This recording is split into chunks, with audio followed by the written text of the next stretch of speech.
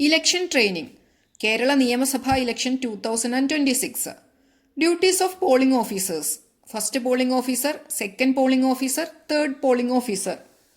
First polling ഓഫീസറുടെ ചുമതലകൾ: 1. Voter പട്ടികയുടെ മാർക്ക്ഡ് കോപ്പിയുടെ ചുമതല. 2. തിരിച്ചറിയൽ രേഖ പരിശോധിച്ച് വോട്ടർമാരെ തിരിച്ചറിയുക. തിരിച്ചറിയാൻ ആവശ്യപ്പെടാവുന്ന രേഖകൾ: 1. ഇലക്ഷൻ കമ്മീഷൻ നൽകിയിട്ടുള്ള തിരിച്ചറിയൽ card EPIC. 2. Indian passport. 3. Driving licence. 4. Aadhaar card. 5. PAN card. 6. MNREGA job card. 7. Passbook with photo issued by bank or post office. സഹകരണ ബാങ്കുകൾ നൽകുന്ന പാസ്ബുക്ക് തിരിച്ചറിയൽ രേഖയായി ഉപയോഗിക്കാൻ പാടുള്ളതല്ല. 8. Pension documents with photograph. 9. Smart card issued by RGE under NPR. 10. Health insurance smart card issued under the scheme of ministry of labour. 11. Service ID cards with photograph issued by central, state government, PSU, public limited companies etcetera. 12. Official ID card issued to MPs, MLAs, MLCs. ഇലക്ഷൻ കമ്മീഷൻ നിശ്ചയിക്കുന്ന മറ്റു രേഖകൾ. 3. വോട്ടറുടെ ക്രമനമ്പറും പേരും ക്രമനമ്പർ വരുന്ന page നമ്പറും രണ്ടാം polling ഓഫീസറും പോളിംഗ് ഏജന്റുമാരും കേൾക്കത്തക്ക വിധം ഉറക്കെ വിളിച്ചു പറയേണ്ടതാണ്. ഒന്നിലേറെ പോളിംഗ് സ്റ്റേഷനുകൾ പ്രവർത്തിക്കുന്ന കെട്ടിടമാണെങ്കിൽ വോട്ടർ സ്ലിപ്പുമായി സമീപിക്കുമ്പോൾ അതിൽ കാണിച്ചിരിക്കുന്ന ക്രമനമ്പർ തങ്ങളുടെ ബൂത്തിലെ വോട്ടർ പട്ടികയിൽ ഉൾപ്പെടുന്നത് തന്നെയാണെന്ന് ഒന്നാം പോളിംഗ് ഓഫീസർ വോട്ടർ പട്ടിക പരിശോധിച്ച് ഉറപ്പാക്കിയ ശേഷം മാത്രമേ ഉറക്കെ വിളിച്ചു പറയാവൂ. യഥാർത്ഥ വോട്ടറാണ് വന്നതെന്ന് ബോധ്യപ്പെട്ടാൽ ക്ലറിക്കൽ അച്ചടി പിശകുകൾ അവഗണിക്കണം. 4. വോട്ടർ പട്ടികയുടെ മാർക്ക്ഡ് കോപ്പിയിൽ പുരുഷ വോട്ടറാണെങ്കിൽ വോട്ടറെ സംബന്ധിക്കുന്ന ഭാഗം ഇടത് താഴെ കോണിൽ നിന്ന് മുകളിലേക്ക് വലത് മുകൾ ഭാഗത്തെ കോണ് വരെ കുറുകെ വരയ്ക്കണം. സ്ത്രീ വോട്ടർ ആണെങ്കിൽ കുറുകെ വരയ്ക്കുന്നത് കൂടാതെ വോട്ടർ പട്ടികയിലെ ക്രമനമ്പറിന് ചുറ്റും റൗണ്ട് കൂടി ചെയ്യേണ്ടതാണ്. ട്രാൻസ്ജെൻഡർ വോട്ടർ ആണെങ്കിൽ ക്രമനമ്പറിന് സമീപം സ്റ്റാർ അടയാളം ഇട്ടാൽ മതി. 5. മെയിൽ ഫീമെയിൽ വോട്ടർമാരുടെ എണ്ണം അറിയുന്നതിന് വേണ്ടി നമ്പർ ഇട്ട് വെച്ചിട്ടുള്ള പേപ്പറിൽ യഥാക്രമം എണ്ണം വെട്ടിപ്പോവുക. വോട്ട് ചെയ്തിട്ടുള്ള പുരുഷന്മാരുടെയും സ്ത്രീകളുടെയും എണ്ണം കണക്കാക്കി പ്രിസൈഡിംഗ് ഓഫീസറുടെ ഡയറിയിൽ രേഖപ്പെടുത്തേണ്ടതും ഒന്നാം പോളിംഗ് ഓഫീസറാണ്. 6. EDC അഥവാ ഇലക്ഷൻ ഡ്യൂട്ടി സർട്ടിഫിക്കറ്റ് ഉപയോഗിച്ച് വോട്ട് ചെയ്യാനെത്തിയാൽ വോട്ടർ പട്ടികയുടെ തുടർച്ചയായി നമ്പർ നൽകി വിവരങ്ങൾ എഴുതി ചേർക്കണം. അടുത്തതായി സെക്കൻഡ് പോളിംഗ് ഓഫീസറുടെ ചുമതലകൾ. 1. രജിസ്റ്റർ ഓഫ് വോട്ട്, അതായത് ഫോം നമ്പർ 17A തയ്യാറാക്കി സൂക്ഷിക്കുന്നതിനുള്ള ചുമതല.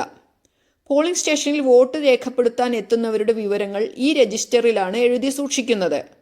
രജിസ്റ്ററിന്റെ 1-ാം കോളത്തിൽ ക്രമനമ്പർ പ്രിന്റ് ചെയ്തിരിക്കും. 2-ാം കോളത്തിൽ വോട്ടർ പട്ടികയിലെ ക്രമനമ്പർ എഴുതണം.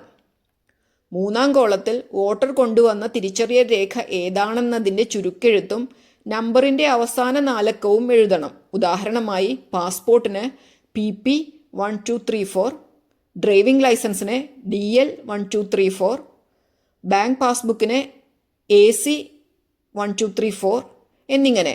അതായത് ഹാജരാക്കുന്ന രേഖയുടെ അവസാനത്തെ 4 അക്കമായി ഉദാഹരണമായാണ് 1234 എന്നിവിടെ കാണിച്ചിട്ടുള്ളത്.